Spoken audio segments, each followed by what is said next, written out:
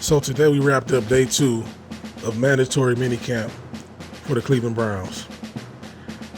As you can see, Shedeur out here looking good, dropping dimes, throwing deep balls, intermediate passes, just looking good. The competition between him and Deshaun Watson is heating up. So now in this video, I'm going to touch on how good each player is doing, some of the haters' comments, and overall just talk about day 2 and day 1 of mandatory minicamp. Hey, I hope you got your ACs on, man, because it's hot as hell outside. But look, the temperature ain't the only thing that's heating up. But before we get into that, my name is Will, and this is BTSN. Listen, man, we wrapped up day 2. You know, hey, folks out here looking good to me. Pause. You know what I'm saying? Hey, listen.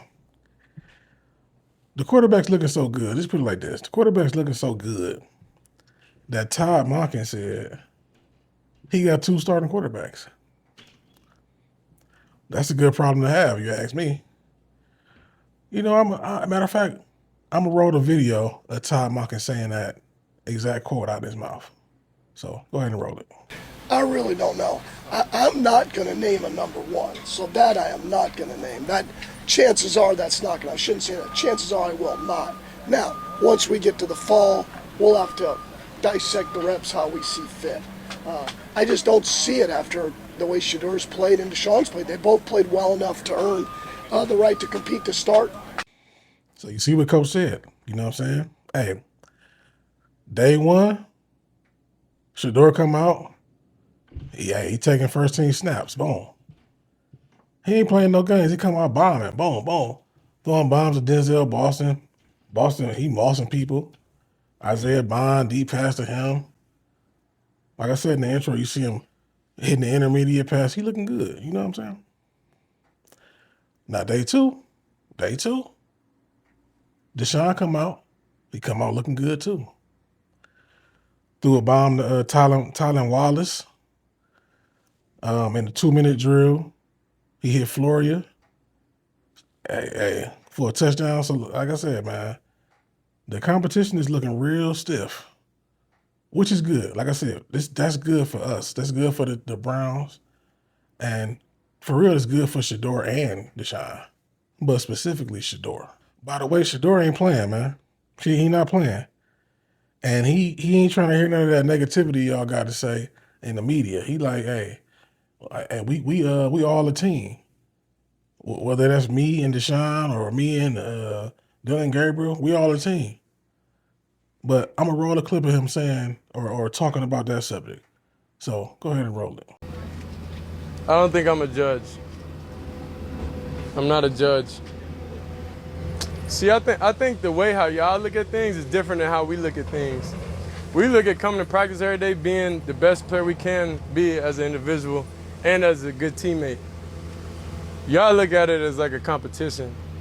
It's like that's not really nothing I'm just focused on. I'm focused on developing as a player, like doing everything, getting as comfortable as I can in the offense and the scheme and playing with that confidence I had. So I think that's all I'm really looking for and trying to improve every day, whether it's mentally, physically, emotionally, spiritually. Like, I'm just trying to be a better person every day. And wherever that falls into place, it'll fall into place. See what I'm saying? I like that in him. You can't ask for much more than a quarterback that's going to put team first. You know, team first. Not me. It's not about me. It's about us. That's a great quality.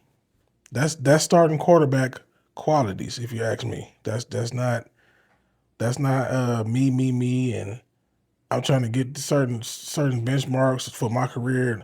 No, it's about the team. What we gonna do to win these games? Now, for the Thursday session, though, they're going to split the reps 50-50. Yeah, they're going to split them 50-50. That's going to be interesting. But like I said, it's good for the team. You know, you get to see what each player got. They both get to go with the 1s, both get to go with the 2s. It's a good thing. And I just think that Shedeur, he built for the challenge. He built for the challenge. You know, a lesser man, a lesser quarterback will probably fold in this process because it's a lot of pressure. This is a lot of pressure. But as they call him grown, we already know what they call him. You know what I'm saying? Shout out to the CU aunties.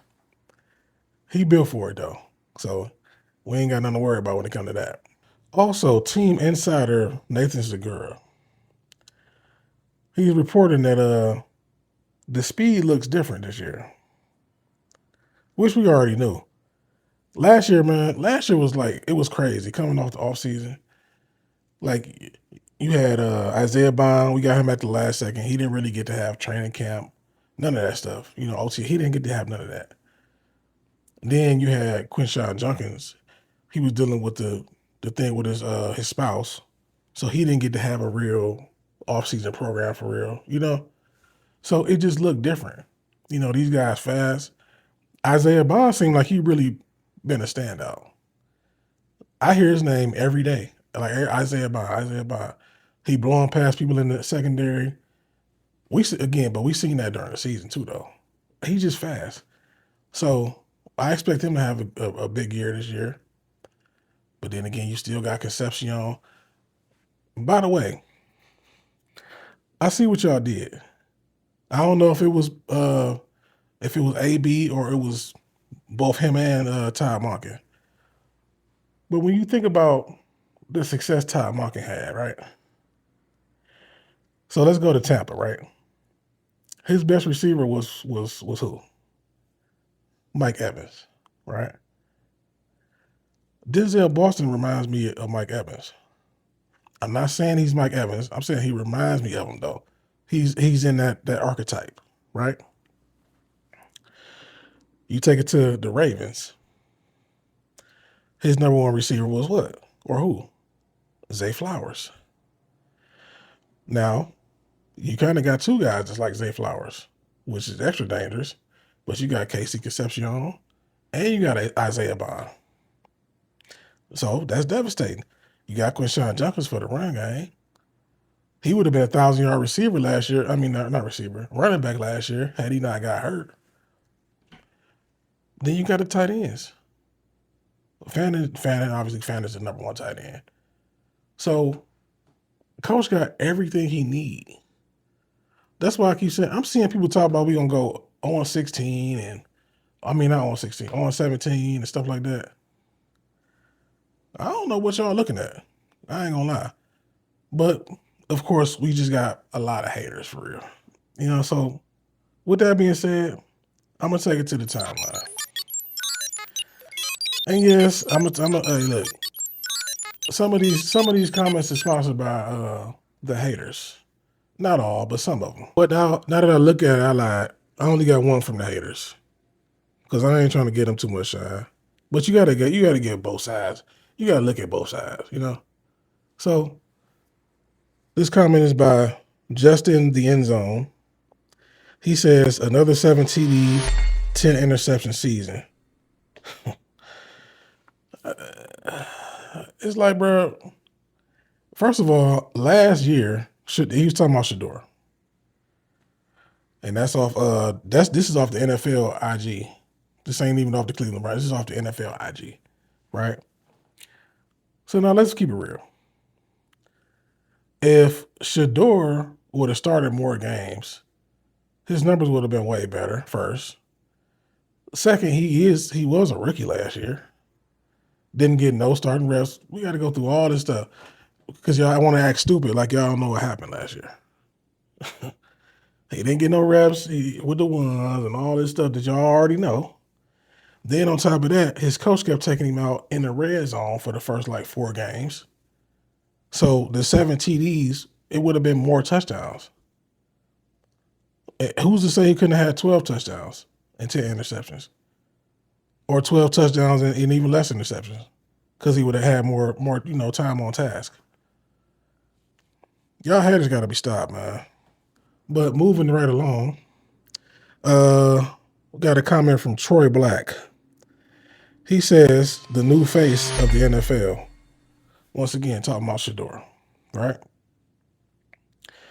And that's the thing, like the potential that Shedeur has is just that he could be the face of the NFL.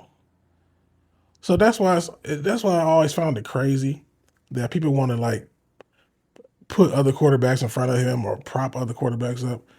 It's like, bro, obviously we need to just see what he got. If he's sorry, which I can't see that happening, but if he is, we need to see it this year, right? Because if he's sorry, then we can move on. But if he is good,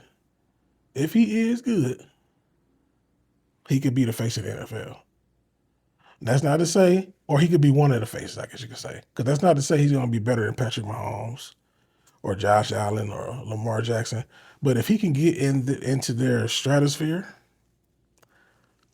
and as young as he is, and as big as his fan base is, he's going to be a face of the NFL, bro.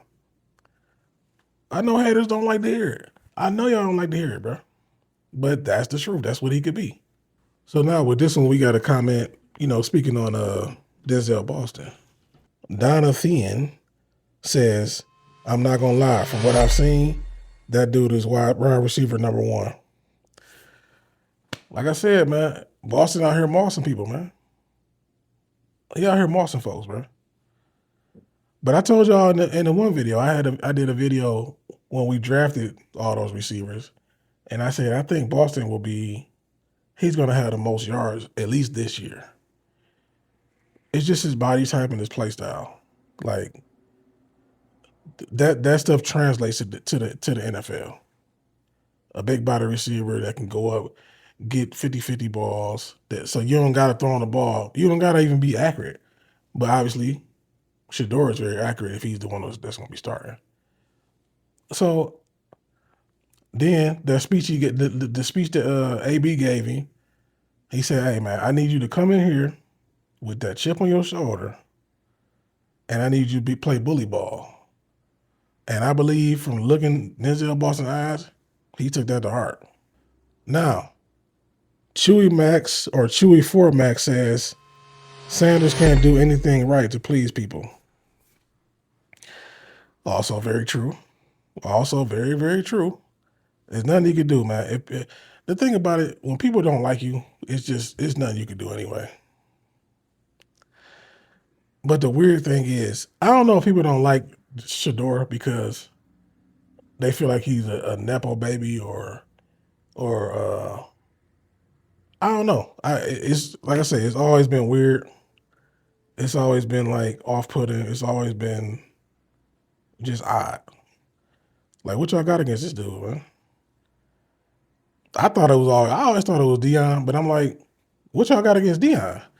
Like, if you grew up in my era, it's like, bro, we love Deion so much. It's like Jordan, Deion, like they right there. You know what I'm saying? So it's like, why do y'all hate? Like I said, I don't understand it. It's ridiculous to me, but maybe y'all can tell me what it is. Like I said, I don't understand it though. And with all that being said, I'm gonna take it to no disrespect. Yes, sir. I'm gonna take it to no disrespect. Now, no disrespect, but when Todd Monken said, I got 2 starting quarterbacks, to me that sounds like an endorsement for Shedeur.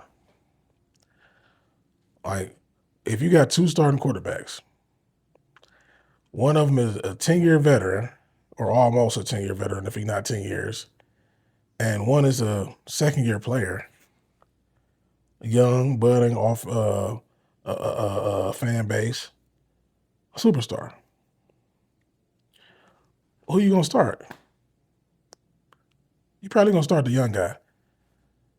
Plus the veteran, you already paid him $230 million, and it didn't work. Yeah, you're probably gonna start Shedeur.